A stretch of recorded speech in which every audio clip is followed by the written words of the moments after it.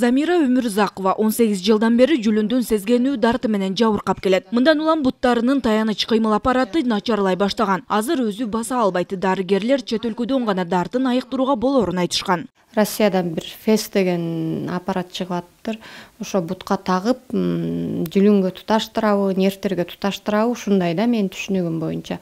Ошол аппаратка аракет кылып, кайрымдуулук концерт өткөрдүм, бирок мен ага жетиштүү акча чогулта алган жокмун. Ал аппарат өзү 400 000 турат экен. Азыр Замирайым биринчи топтогу майыптыгына байланыштуу чегерилген пенсия алат, бирок ал деле эч нерсеге жетпейт. Мурун 2000 алчумун. Биринчи группа менен 2000 алчумун. Азыр 2,5 болуп атат, бирок ал бизге эч кандай жетпейт. Мен ай сайын жок дегенде эле 5-6 миңге дары алып атам. Азыр зоп менен жүрөккө, иши өзүмдүн жүлүндө мен проблемам. Жалпы оорудан мүмкүнчүлүгү чектелүү адамдарга пенсия берүү нормасы 2010 жылы бекитилген. Республикалык бюджеттин жетишсиздигинен улам бул жаатта маселе 11 жыл бою көтөрүлгөн эмес. 2021 жылы гана 500 сом кошулган. Эми 1-июньдан тартып төмөнкүдөй жогорулатылмай болууда. Жалпы оорудан биринчи топтогу ден соолугунун мүмкүнчүлүктөрү чектелүү адамдарга ар айлык социалдык жөлөк пулду 2,5 миң сомдон 5500 сомго чейин. Жалпы оорудан экинчи топтогу ден соолугунун мүмкүнчүлүгү чектелүү жарандарга ар айлык социалдык жөлөк пулду 2000 сомдон 3000 сомго чейин.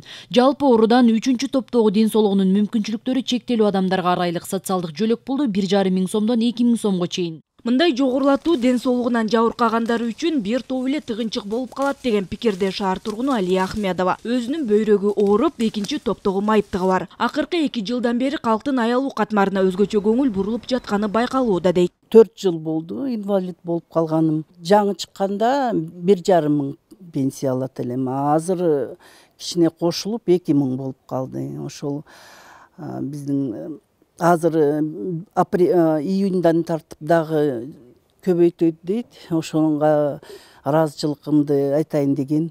Ден соолугунун мүмкүнчүлүгү чектелгендер үчүн берилүүчү жөлөк пулдардын башка бардык категориялары буга чейин 2 ирет көтөрүлгөн.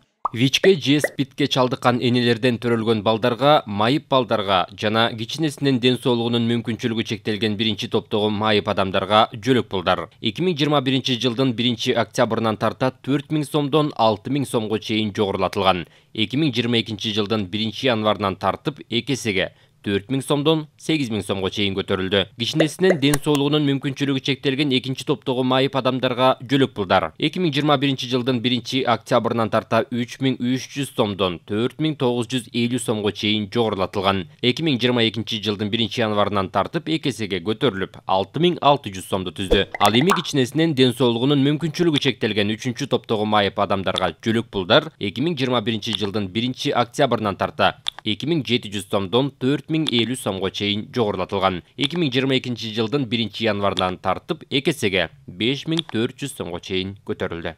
Бүгүнкү күндө өлкө боюнча 199 600 мүмкүнчүлүгү чектелген адамдар бар. Алардын 20 миңи пенсия, калганы жөлөк пул алышат.